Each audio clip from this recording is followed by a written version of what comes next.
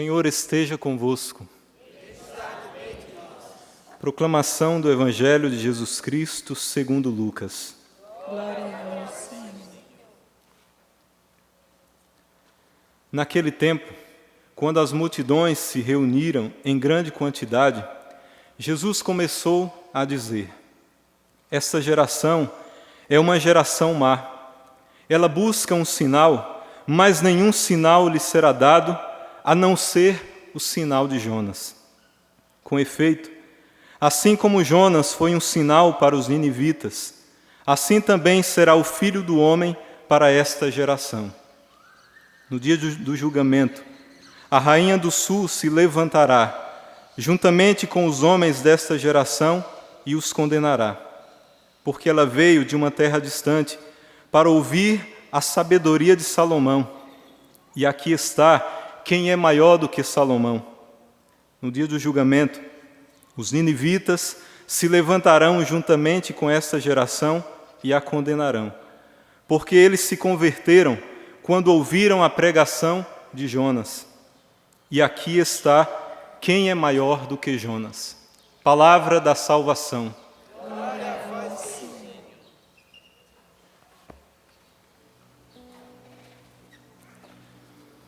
Meus irmãos e minhas irmãs, no dia de hoje, a liturgia de hoje nos lembra, tanto na primeira leitura, quanto também no Evangelho, pelas próprias palavras do Cristo, nos lembra desse grande profeta chamado Jonas.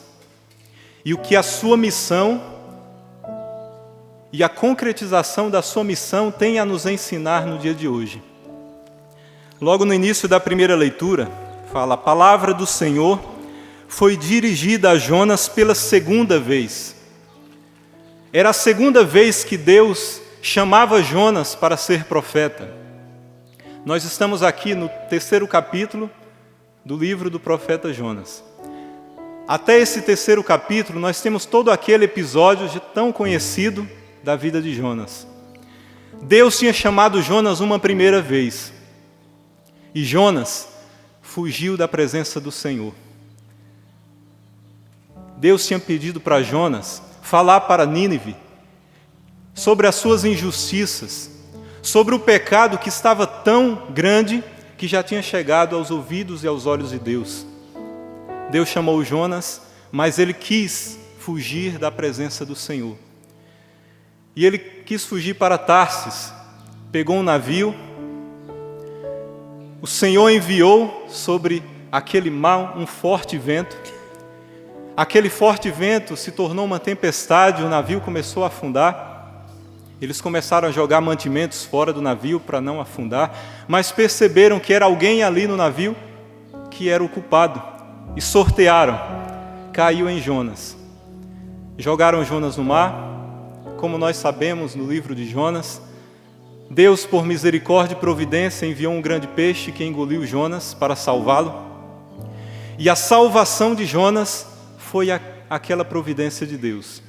No ventre ali do peixe, Jonas se converteu e percebeu que Deus o chamava realmente e que Deus tinha uma missão para ele, e percebeu o grande cuidado de Deus na sua vida. Daí nós estamos aqui, na segunda vez que Deus convoca Jonas para ser profeta. E o Senhor diz: levanta-te, põe-te a caminho da grande cidade de Nínive e anuncia-lhe a mensagem que eu vou te enviar. Nessas palavras nós temos 3 pontos importantíssimos na missão. O primeiro: levanta-te.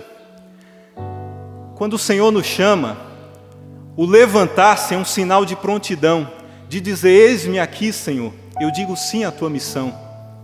O põe-te a caminho é o nosso esforço de dar os passos, de corresponder ao chamado de Deus na nossa vida. E o anuncia-lhe, anunciar não a nossa vontade, não o nosso querer, mas anunciar o que o Senhor nos ordena a falar. Esses 3 pontos são importantíssimos para todo aquele que o Senhor chama para uma missão: levantar-se, pôr-se a caminho e anunciar o que Deus nos manda falar. Jonas se levantou, pôs-se a caminho da grande cidade de Nínive conforme a ordem que ele tinha escutado do Senhor. Meus irmãos e minhas irmãs, todos nós, pelo batismo, nós somos chamados a ser profeta, a participar de um dos munos, dos 3 munos de Cristo. Mas aqui eu quero especificar apenas esse, do ser profeta. Todos nós, pelo batismo, nós somos chamados a ser profeta do Senhor. E o que é ser profeta? Ser profeta é ser boca de Deus, é falar em nome de Deus e o que Deus nos manda falar. Boca de Deus, falar em nome de Deus e o que Deus nos manda falar.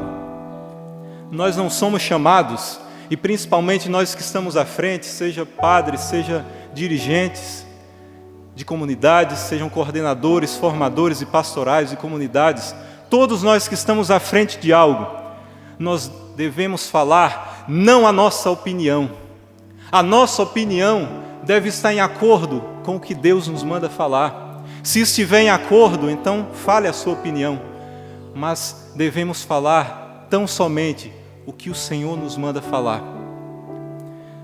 E nós não devemos ser profetas apenas proferindo, sendo boca de Deus, falando, profetizando com as palavras. Não, principalmente com a vida, com o testemunho de vida.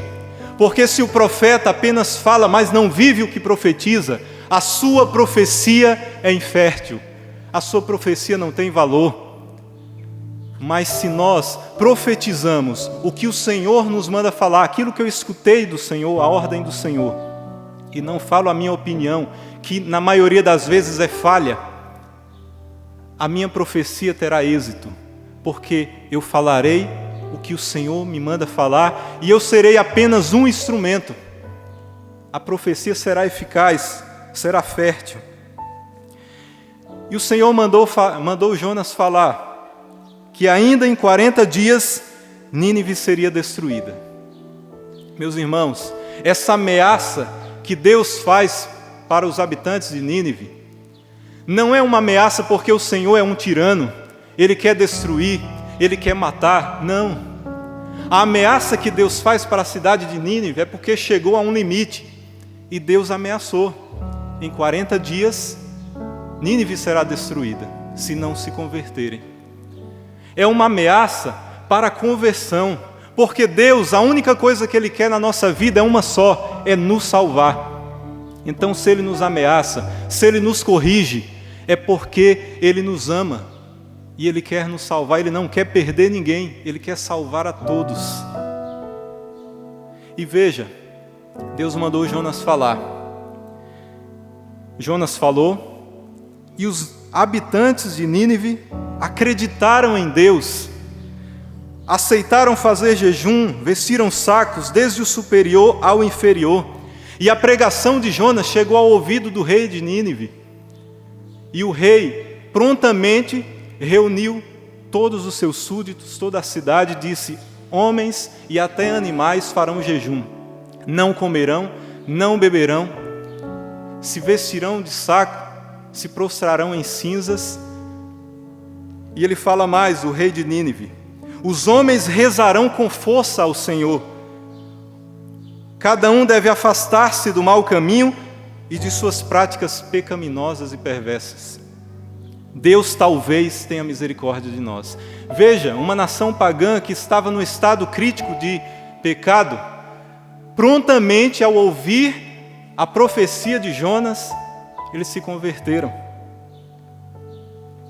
A profecia de Jonas foi fértil. Será que a profecia que eu tenho proferido tem sido fértil na vida das pessoas a quem o Senhor me manda falar? Será que o meu testemunho está condizendo com o que eu profetizo? A minha vida está de acordo? Eu tenho vivido o que eu prego? Vendo Deus as suas obras de conversão e que os ninivitas se afastavam do mau caminho, das práticas perversas, compadeceu-se e suspendeu o mal que tinha ameaçado fazer-lhes. Os ninivitas começaram a fazer obras de conversão, começaram a afastar dos maus caminhos, da vida devassa, e das práticas pecaminosas no mesmo instante. Nós estamos na Quaresma, na primeira semana da Quaresma, num tempo que a igreja e Deus nos pede uma conversão, uma retomada de vida, um tempo de oração, de penitência. O Senhor nos chama, meus irmãos e minhas irmãs, a observarmos na nossa vida quais caminhos maus eu tenho que parar, converter, tomar uma nova direção, quais práticas pecaminosas eu preciso nesse tempo, no hoje, não é amanhã, mas hoje, o que eu preciso parar,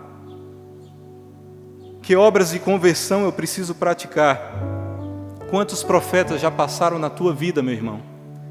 Quantos profetas já profetizaram na tua vida e você não escutou?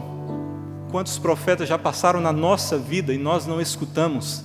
Hoje é o dia da nossa salvação. O Senhor nos fala, o Senhor nos convida a uma conversão. Não deixe para amanhã. Os ninivitas, se eles deixassem para amanhã ou adiassem a conversão, eles poderiam ter sido destruídos. É hoje. A conversão é no instante, assim como os ninivitas se converteram. Porque não é Deus que nos destrói, não é Deus que causa a destruição, mas somos nós mesmos que nos destruímos com nossos maus caminhos, com uma vida pecaminosa. Aos poucos, por más escolhas, as consequências do nosso pecado vão nos destruindo. O Salmo responsorial, esse Salmo 50 ou 51, um salmo muito bonito, que mostra a misericórdia de Deus, o homem que clama a misericórdia. E eu imagino que os habitantes de Nínive devem ter rezado uma oração parecida com este salmo. E eu quero rezar aqui com todos, porque a nossa geração, o nosso Brasil, o nosso país, o nosso mundo, não está distante do que Nínive estava vivendo. Uma geração de destruição, de valores, de tantas coisas, como nós temos visto aí nos noticiários. Não estamos longe, se não estamos pior do que o Nínive estava vivendo. Senhor, não desprezes os nossos corações arrependidos. Tende piedade, ó Deus, misericórdia de cada um de nós aqui presente, e você que está em casa. Na imensidão de vosso amor, Senhor, purificai-nos, lavai-nos todo inteiro do nosso pecado e apagai completamente a nossa culpa. Criai em nós, em cada um de nós, um coração arrependido, um coração puro como o teu, Senhor.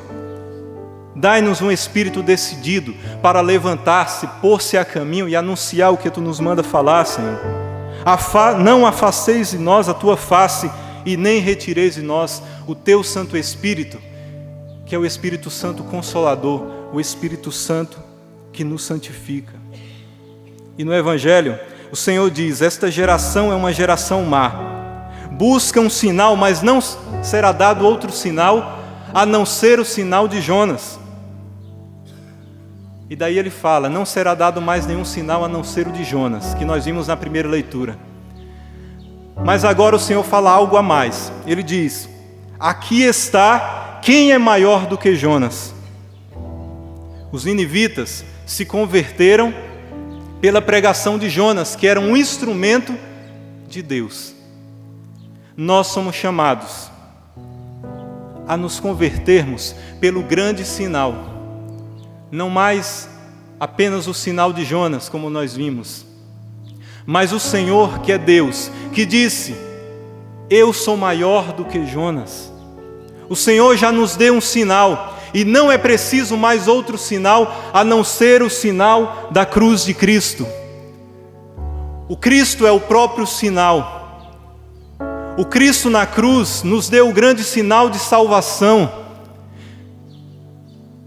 E pela cruz nós encontramos a ressurreição. As portas do céu se abriram. E nós fomos redimidos e salvos pelo Senhor. Eis o grande sinal. O sinal da cruz, do Cristo crucificado que nos trouxe a salvação. Não busquemos o Cristo apenas para ver sinais. Não busquemos o Cristo apenas para ver milagres e prodígios. Não busquemos o Cristo como a multidão ia de um lado para o outro, buscando apenas milagres e prodígios e curas, buscando saciar a fome do pão multiplicado. Não. Nós somos chamados a seguir o Cristo, assim como os apóstolos, seguir de perto, na intimidade. Seguir o Cristo, porque não sabemos viver sem Ele. Assim como Pedro uma vez disse: a quem iremos nós, Senhor, se só Tu tens palavras de vida eterna? Assim nós devemos seguir o Cristo, porque sem Ele não somos nada. Busquemos o Senhor enquanto Ele se deixa encontrar. Busquemos o Senhor no hoje, enquanto é tempo, meu irmão e minha irmã. Você pode nunca ver a cura da tua enfermidade. Você pode não ver o milagre e o prodígio que você tanto deseja para a sua família, para um membro da sua família ou para a sua vida. Mas isso não é motivo para desistirmos de Deus, para nos afastarmos do caminho que Deus traçou para nós. Mas a razão é seguir o Cristo, mesmo na dor, mesmo no sofrimento, mesmo nas doenças, nas perseguições, calúnias, perdendo a vida para ganhar. Seguimos o Cristo porque Ele nos atraiu. Seguimos o Cristo porque Ele nos conquistou. E nós nos apaixonamos por Ele. Nós o amamos. Sinais, não precisamos mais de nenhum sinal, a não ser o sinal da cruz de Cristo. O sinal que é o próprio Cristo que nos salvou. O sinal de salvação. Que o Senhor tenha misericórdia de nós. Que o Senhor se compadeça dessa geração, da nossa vida, do nosso Brasil, do nosso mundo. Porque não estamos distantes, como eu disse, ou pior, do que a cidade de Nínive. Que o Senhor se compadeça de nós. Que o sinal, o grande sinal de salvação, que é o Cristo crucificado, que ressuscitou e nos trouxe a salvação, chegue à nossa vida no hoje. E no hoje nos convertamos. Busquemos fugir de todo mal e de toda perversidade e de todo pecado. Louvado seja o nosso Senhor Jesus Cristo.